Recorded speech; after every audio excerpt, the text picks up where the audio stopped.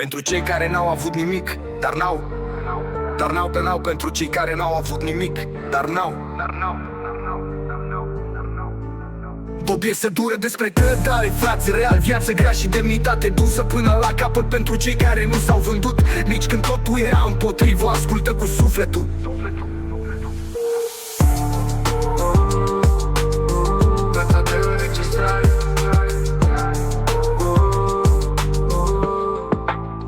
Asta nu e muzică de radio, e realitate pentru cei căzuți, care s-au ridicat pentru frați, pentru Johnny. Încă o poveste spusă până la capăt.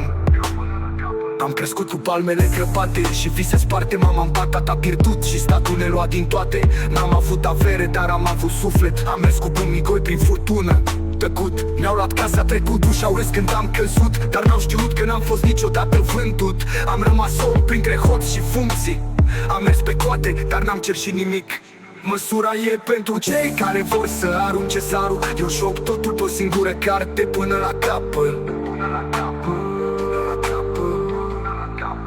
Unii pe care i-am iubit m-au vândut ca pe nimic, pentru funcții, minciuni, pentru scaun mic. Dar frații mei reale au rămas acolo în foc. Remus și Cătălin, frații mei pe viață, nu pe noroc. Ei m-au ridicat când eram aproape terminat, când totul jur cădea și totul părea blestemat. Nu sângele ne-a legat, ci loialitatea și durerea. Și fără ei nu mai scriam acum povestea. Am fost jos, dar n-am cerut nimic. Am fost trădat, dar n-am fugit. Frații mei au fost acolo când toți au dispărut și am mers mai departe cu sufletul nevândut. Voi toți aveți un preț, eu nu. Nici Remus, nici Cătălin, frații mei nu m-au vândut și pentru asta totul se plătește până la capăt.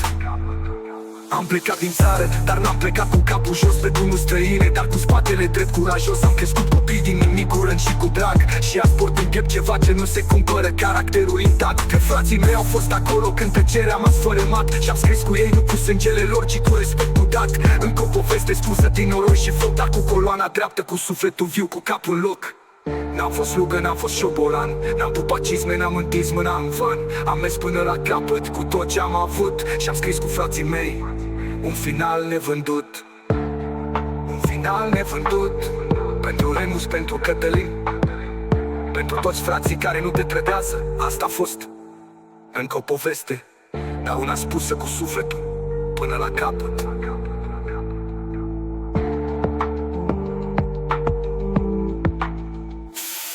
Pentru Remus, pentru Cătălin, pentru toți frații care nu te trădează. Asta a fost încă o poveste, dar una spusă cu sufletul până la capăt.